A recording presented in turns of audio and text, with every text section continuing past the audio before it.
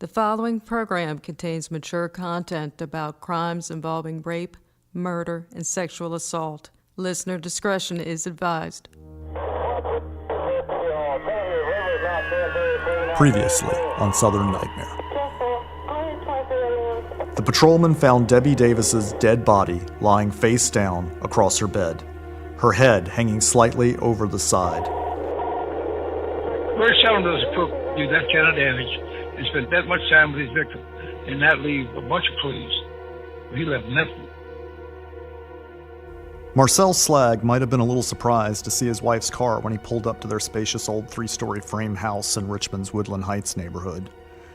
After all, as a fifth-year neurosurgery resident, it wasn't unusual for Dr. Susan Hellams to work late hours or even all night. And Marcel had a pretty busy schedule too.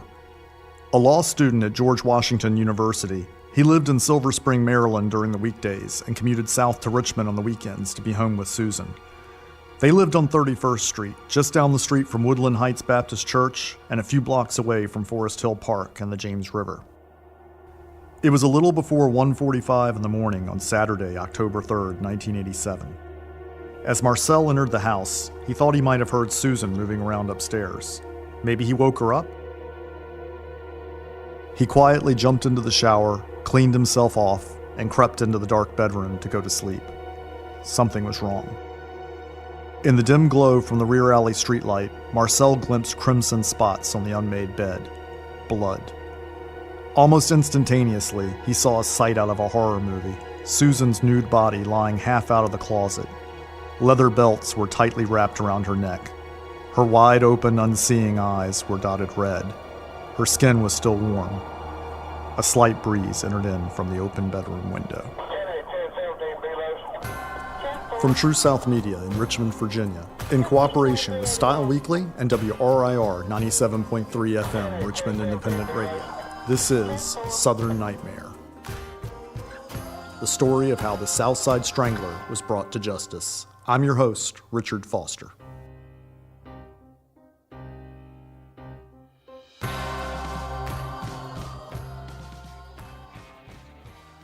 Dr. Susan Elizabeth Hellams grew up in the Richmond suburbs of Henrico County, just like me. Her dad was a chemist, and her mother was an elementary school teacher who passed her love of reading and learning down to her daughter. Susan went to the prestigious University of Virginia and later graduated from the University of Richmond before enrolling in medical school at Virginia Commonwealth University's Medical College of Virginia, better known here in Richmond as MCV. Her mentor and supervising neurosurgeon was Dr. Harold Young, who'd been a combat surgeon during the Vietnam War. Dr. Young is still a practicing doctor at VCU Health System, where the neurosurgical center is named for him. A conference room at the center is named for Dr. Hellams. A plaque outside the hallway bears her photo, a long-haired young redhead with pale skin, kind eyes, and a toothy smile. It took us all a long time to heal. And, wounds heal, but memories last forever. And I'll never forget her because she was like, I have 3 daughters. She's like our 4th daughter. My wife and I really were very fond of her because she was just such a neat person. And I think it took everybody was shocked. And I think it took a long time to recover from that. She was a very special lady in my mind. And she had all the, what I call the attributes of being a surgeon. There's sort of a saying in surgery, what makes a great surgeon? The answer is a person who has the eyes of an eagle, the heart of a lion, and the hands of a woman. And she had it all. I thought she would have been a great surgeon, and she was such a compassionate caregiver. She really loved people, and she had a passion for what she did. She had class, character, grace, and elegance. And she usually wore long, beautiful skirts and would often walk around the hospital late in the evening or at night seeing the poor patients, the patients that weren't getting maybe all the necessary attention because they weren't private or patients who were paying their way, but they were sort of under the care of the residents and house staff primarily. But she would always make certain they got excellent care. During her time at MCV, Dr. Hellams divorced her first husband, a fellow medical student. And from 1983 to 1984, she moved to France, where she was the chief resident at the American Hospital of Paris. While there, she fell in love and married a Dutch lawyer, Marcel Slag. Paris would remain her favorite place on earth. One of her fellow residents at the time, Dr. John Nestler, is now the chair of VCU's Department of Internal Medicine. Close friends with Dr. Hellams, Dr. Nestler frequently socialized with her and Marcel, and they had meals at each other's homes. From my perspective, was a true Renaissance lady. That term gets tossed around a lot, but she truly was one. She was foremost a scientist. That's why she went into neurosurgery. She loved medicine. She loved science. At the same time, however, she loved the arts, classical music, any opera, anything. She was enthralled with it. She was a ferocious reader. As a senior neurosurgery resident, Dr. Hellams had about 20 more months to go in her residency before she'd be a practicing independent neurosurgeon. Medical residents work notoriously long hours, and she was no exception, sometimes putting in as many as 100 hours per week at the hospital. Neurosurgery is a very tough residency, it's very demanding, and to be honest, in the 70s and 80s, we did not have a lot of women who wanted to go into neurosurgery. It was a very challenging residency. Dr. Hellams was a female in neurosurgery during a time when you did not see females entering that field. At the time, we had more males than females, even in our pediatric residency. Of course, that's changed now. But 30 years ago, she was quite a force to be reckoned with because she was intelligent, she was responsive, she was communicative. If she was on call, you were always glad because she would answer your questions. She would come to see your patients. She would be very complete in her assessment and a great communicator with both the pediatrician on call and the family. Dr. Hellams was extremely dedicated. The neurosurgeons worked very long hours, and at the time, the neurosurgical residents worked harder than I think almost any other resident. But she was always pleasant. She was always very complete and always very dedicated to her patients. Neurosurgery, because that last voice was Dr. Colleen Kraft, a friend of mine. She used to be a pediatrician here in Richmond. These days, she travels all over the world as the president of the American Academy of Pediatrics. Colleen found out I was working on this story and messaged me on Facebook to tell me that she had known Dr. Hellams and that she was also among the last people to see her alive. So in 1987, I was a pediatric resident at the Children's Hospital of Richmond Medical College of Virginia, and Dr. Hellams was a neurosurgical resident. And we knew each other professionally, not so much personally, but professionally, because she would come and consult on some of our children who had neurosurgical conditions. So the patients that she would see might have ventriculoperitoneal shunts. They may have had other neurosurgical procedures. They may be kids with brain tumors, or they might be kids with leukemia who had metastasis to the brain. Something involving the brain, whether it was primarily a neurosurgical problem because of anatomy or because of something like cancer. Those would be the kids that Dr. Hellams would have seen with us.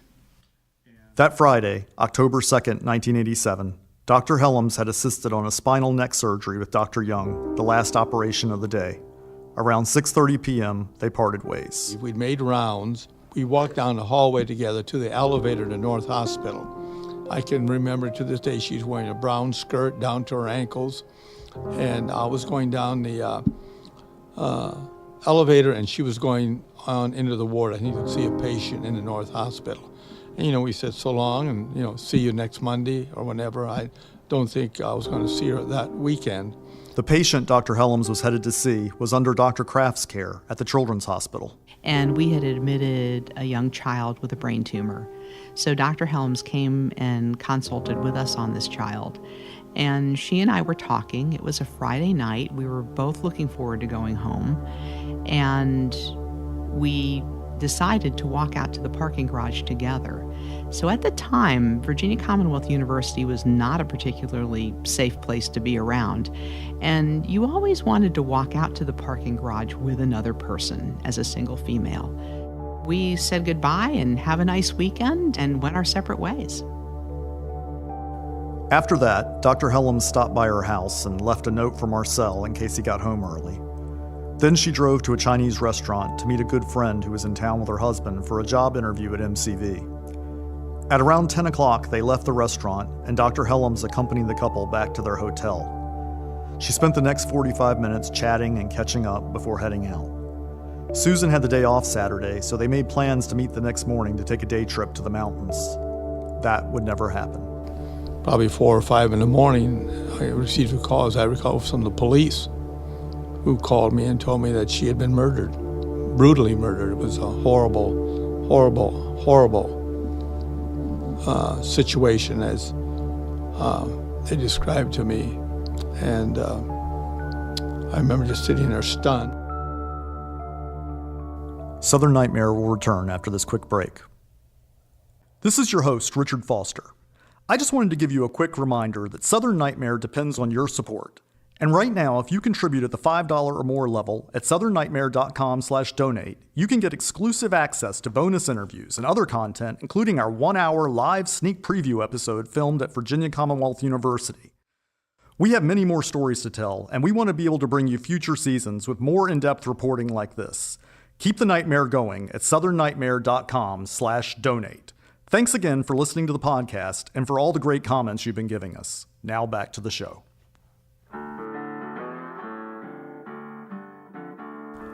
The call rousted Ray Williams out of bed at 2:20 a.m. Like all homicide detectives, Ray knew that sleep was a luxury. He made it to the scene just ahead of his partner, Glenn Williams. The victim's husband had called it in. The guy was a wreck, and he clearly wasn't the killer. The house was lit by flashing red and blue police car lights. Inside, up in the second-floor master bedroom, Dr. Susan Hellams' nude body had been unceremoniously crammed into the closet. She lay on the floorboards, staring upwards, her legs protruding awkwardly out the closet door. A red leather woman's belt was tied tightly around her neck. Another belt, this one black, was attached to it like a dog leash so the killer could pull on it to strangle her. Her nose and mouth were caked in fresh, sticky blood. Her hands had been bound tightly behind her back with an extension cord and a navy blue woman's necktie. Her head was shoved between the wall and a small white suitcase. Her long black skirt and slip were hiked up above her waist. The killer had tied a quilted magenta belt around her ankles. She was still wearing her red socks and one matching red shoe. The house was a little under a mile away from where Style Weekly employee Debbie Davis had been strangled to death exactly 2 weeks before, just on the other side of Forest Hill Park. And then when Glenn got there, and I told Glenn, I said, the same son of a bitch that killed Debbie Davis killed her. I said, we're in trouble. I said, he knows what he's doing. At this point, two things were clear to Ray Williams. One, the killing was sexually motivated. And two, it was the work of a serial killer. Just weeks before, Ray had completed a course of study with the FBI's Elite Behavioral Science Unit in Quantico, Virginia, about an hour and a half north of Richmond. Ray was one of 50 homicide detectives selected from across the nation to learn about a still new investigative method called behavioral profiling. Immortalized in the Oscar-winning film The Silence of the Lambs and the Netflix series Mindhunter, the FBI Behavioral Science Unit is where our modern understanding of serial killers was born. In the mid-1970s, a little more than a decade before the South Side Strangler killings, pioneering FBI agents Robert Ressler and John Douglas first coined the phrase serial killer and theorized that they could identify suspects in these crimes based upon common traits as well as their modus operandi and the evidence they left behind at crime scenes. Their research led them to prisons across America, where they conducted in-depth taped interviews with some of the most infamous serial killers of the 20th century, monsters like Ted Bundy and Jeffrey Dahmer. Now, I went to Quantico when they first organized the Behavioral Science Unit. It was 50 detectives from all over the United States, and we stayed up there 10 months.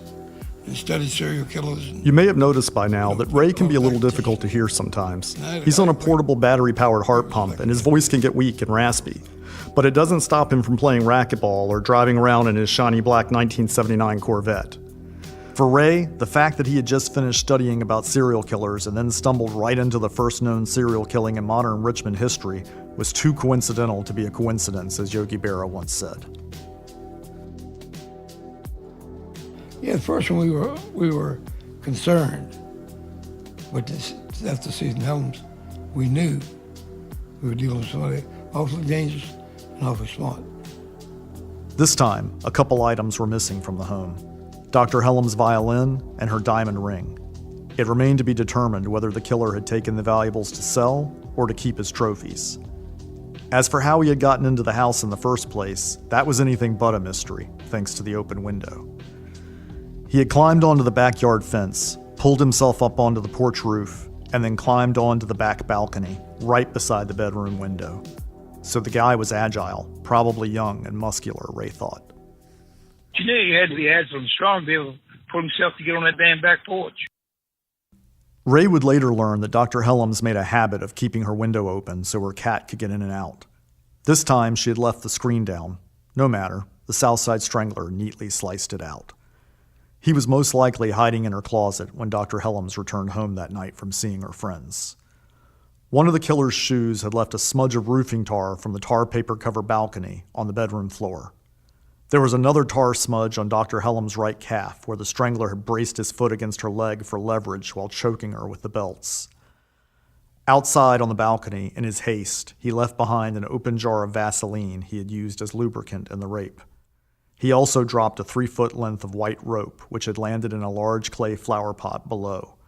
The strangler had been in a hurry to leave. He apparently was putting her in the closet as the front door opened because he threw stuff further away, and Marcel said he heard somebody upstairs.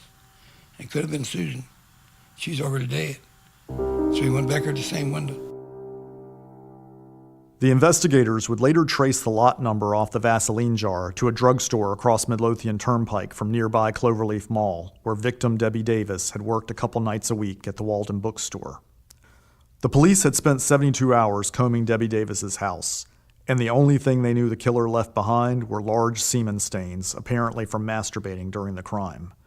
The forensic technicians also came up with a few unidentified Caucasian hairs and one hair that may have come from a person of African descent. But there are lots of ways stray hairs can make it into a crime scene. It didn't mean that any of them came from the killer. The medical examiners had determined that Debbie Davis, who'd initially shown no obvious signs of sexual assault, had been raped. Dr. Marcella Fierro, one of the top forensic pathologists in the nation, performed autopsies on some of the South Side Strangler's victims. Now retired from her job as chief medical examiner for the Commonwealth of Virginia, Dr. Fierro is the inspiration for best-selling mystery writer Patricia Cornwell's heroine, Dr. Kay Scarpetta. At the time of these killings, Cornwell was working as a computer analyst at the state medical examiner's office. A few years later, she would publish her debut novel, Postmortem, which was based on the South Side Strangler murders. Dr. Fierro is a legend around Richmond, where she's known as both a stellar court witness and a passionate advocate for the dead. They were my patients. The only thing I didn't do that other doctors do is I didn't listen to their chest. Took a history. I did a physical examination, requested laboratory studies, made diagnoses. I do what doctors do. They do deserve their dignity in death. It was my job to make sure they had it. Over the span of her 40-plus year career, Dr. Fierro has seen death and suffering in a myriad of forms. But these murders stood out. They bothered her. They were violations of the basic sanctity of home and hearth. It was awfully cruel. I mean, her home was invaded and she was killed in her own place. And very cruelly, strangled. When she performed the autopsy on Susan Hellams, Dr. Fierro noted smelling a faint, musky odor on the body. She utilized a then-new procedure, scanning the body for evidence with a laser. It was so sensitive that it could have detected fingerprints on the body had there been any. But the laser did reveal the presence of semen on Dr. Hellams' breasts, buttocks, and vaginal region. Well, I was very finicky about that. I didn't make any assumptions that sexual assault did not occur. But we know that half of women who are sexually assaulted don't show any injury. And women who are sexually active may not show much injury if any, and so it's not something that appears foremost in some people's minds. But, being a woman and recognizing that information from the literature, that you could certainly have sexual assault without injury, I think made me more cognizant of the fact that it could occur, and so I would test for it more often. Meanwhile, Ray and Glenn Williams had been up for about 3 days straight following Dr. Hellams' murder. They were interviewing neighbors, chasing down any leads they could find. Up in Maryland, homicide police call these types of high-profile cases red balls. Brutal and seemingly random murders of innocent people attract lots of unwanted heat from the media, the community, local politicians, and the police brass. And Richmond was afraid. Hardware stores were selling out of locks. People were bolting their doors and nailing their windows shut. So the impact was indescribable. People were paralyzed with fear. People would travel at least in twos. People were afraid to drive home alone or go into a home alone. So it was really very disruptive. People who lived alone often wouldn't stay alone in their apartment. They would stay with a friend, and then that friend would stay with them on alternate nights, because we were just so scared. If something this awful could happen to a person with the intellect and the responsibility of Dr. Hellams, it could happen to any of us. Kent Eanes, the former creative director at Style Weekly, was good friends with Debbie Davis. He also remembers the panic. It terrorized the city. I don't know if you were around during that time, but it spooked everyone. In fact, I remember I lived at home at the time. It was prior to my being married. And I got so scared to the point that I would start taking baths instead of showers, because I could hear if someone was, coming into the house, or at least I thought I could. You're in a shower, you cannot. And that's the point of paranoia that I reached. We'll be back with more Southern Nightmare after this break.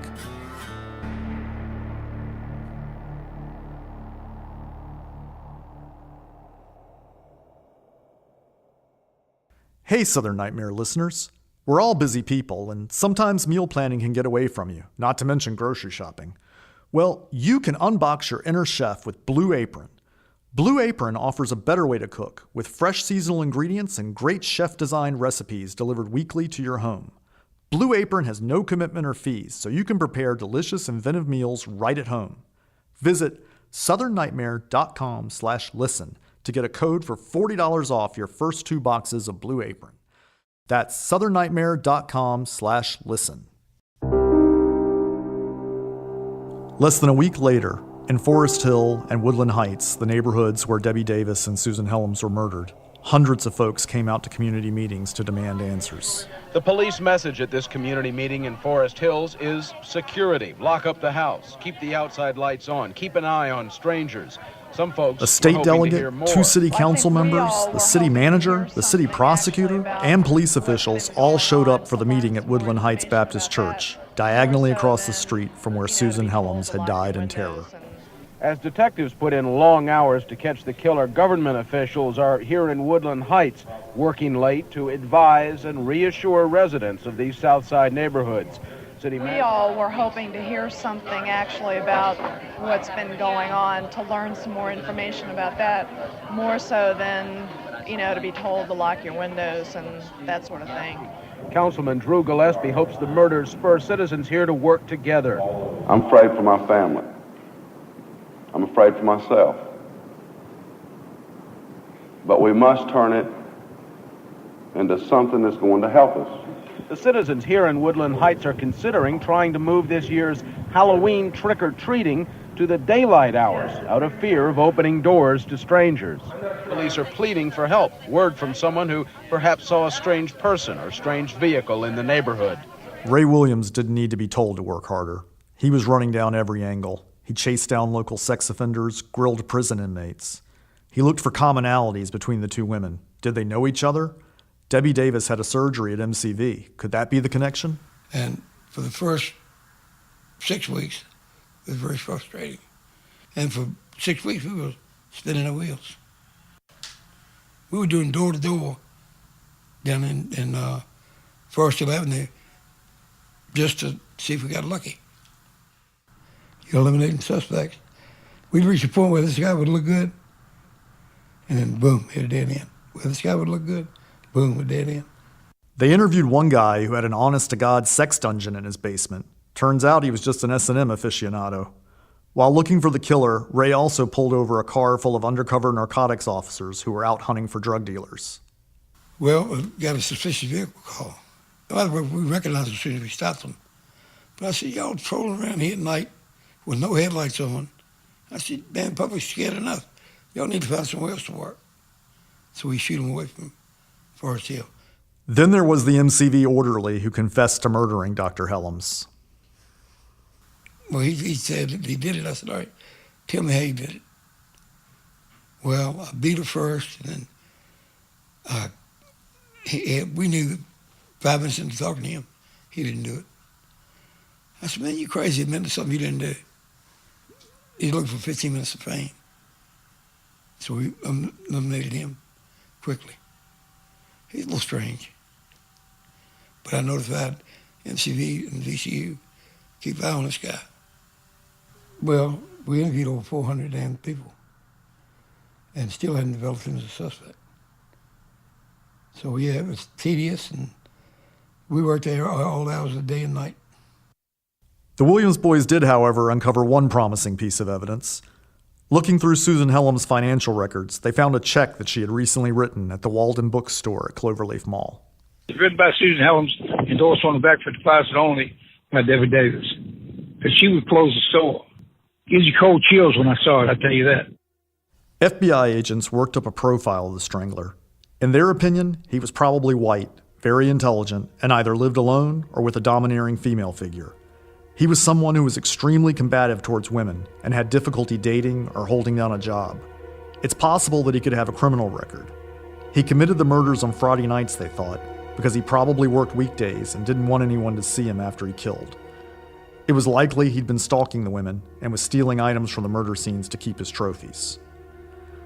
With public pressure mounting, the Richmond Police Department formed a task force dedicated to the case. They pulled every available detective along with the investigative street crimes unit. They also detailed the entire SNAP squad to the search for the South Side Strangler. SNAP, or Selected Neighborhood Action Patrol, was a group of patrolmen who provided law enforcement during the early morning hours in high-crime areas. Now they were patrolling Forest Hill and Woodland Heights, watching for burglars and shadowing suspects, as well as following any single women who they thought might make likely targets for the Strangler. Not everyone was thrilled with this reallocation of resources, however. Saad El-Amin, a firebrand attorney and civic activist who would later serve on city council, was outraged that police would pull the SNAP team from poor, majority black neighborhoods that were beginning to see growing body counts from the burgeoning 1980s crack cocaine epidemic. It's a powder keg out there. A lot of black people are angry at this disproportionate response. They feel that black life and black property is valueless compared to white life and white property, which appears to be more valuable. It would help here to say a little bit about Richmond. The James River runs right through the middle of downtown, neatly dividing the city into the north and south sides. But Richmond, the former capital of the Confederacy, is also a city with deep racial divisions. When I was growing up here in the 1970s and 80s, Confederate flags were everywhere. My elementary school football team was called the Rebels. Some local schools here are still named after Confederate generals. As a kid, I didn't understand this dark, complicated history. I thought these were just symbols of pride and being Southern. Our textbooks sanitized and glossed over slavery, the ultimate Southern nightmare, in some cases making the sale of human beings sound as benign as the trade of corn or tobacco. As late as 1968, Richmond's newspapers still divided real estate ads into black and white homes. Schools didn't really begin desegregating here until the late 1960s and early 1970s. As crack cocaine began hitting Richmond in the 1980s, it was becoming commonplace for young black men to be gunned down in the streets, a byproduct of the drug trade and turf wars. Within a few years of the South Side Strangler murders, Richmond would start to be called the murder capital of the South. Murders steadily escalated from 50 or 60 a year in the early 80s to a high of 161 in 1994. Innocent bystanders would sometimes get caught in the crossfire of the gang violence. People in the city's majority African American neighborhoods were in turmoil. Assistant Commonwealth's Attorney Learned Berry remembers that the last thing overwhelmed police and prosecutors needed at the time was the South Side Strangler. You got this crazy guy going around, you got a serial killer on the loose, and we're going from 50 murders a year, into the hundreds. So not only do we have a nutcase running loose, we got the murder rate skyrocketing. So it was like a double whammy. When you have a killing every 2 or 3 days, you start to lose track of things. But when you actually see something this brutal, within a very short period of time, same MO, same everything, the strangulation, the brutality of it, not people that are involved in the drug business. These are good people being killed in an awful way. Then all of a sudden, everything stops. I'm just telling you, the police department, even back then, they were understaffed, but they saw the problem immediately. This was a tricky time because all of a sudden, we're just like picking up steam on these killings, and the police were out. We were out all the time. Every 3 days we had a killing, maybe 4 days, and then all of a sudden, what is this? There are certain places in the city of Richmond where, if you're involved in the drug trade, you probably got a good shot of getting hurt or killed. But these are like, who are they? How did this happen? Who in the world would hurt these people? As the police investigation continued, Dr. Susan Hellams' shell-shocked loved ones and co-workers were left to grieve their loss while the city remained under a shadow of fear. We all still miss her. I still think about her. People were so upset. I remember going and seeing some of the staff at the medical school, and they were just crying and in tears and couldn't believe it. My understanding, if I remember, she was not going to go into private practice. She wanted to go into academic medicine and become a researcher in the area of neurosurgery. So, and I'm sure she would have excelled in that role. She would have made major contributions.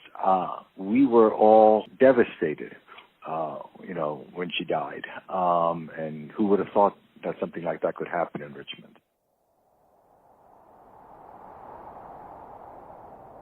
Next time on Southern Nightmare. Her face was purple. To this day, I can close my eyes and see that animal standing there looking at me, and his eyes were hollow. It wasn't normal. It was the coldest look I've ever seen in my life. Southern Nightmare is a production of True South Media in cooperation with Style Weekly Magazine and WRIR 97.3 FM Richmond Independent Radio. New episodes are released every Tuesday. It's recorded at Sound of Music Recording Studios in Richmond, Virginia. Our producer is John Morand. Original music by Daniel Davis. For exclusive extra web content, visit our website at southernnightmare.com. If you enjoyed this podcast, please make sure to leave a positive review on iTunes. It helps people find us. We'd like to give special thanks to everyone who gave their time to talk with us for this podcast and to you for listening. Pleasant dreams.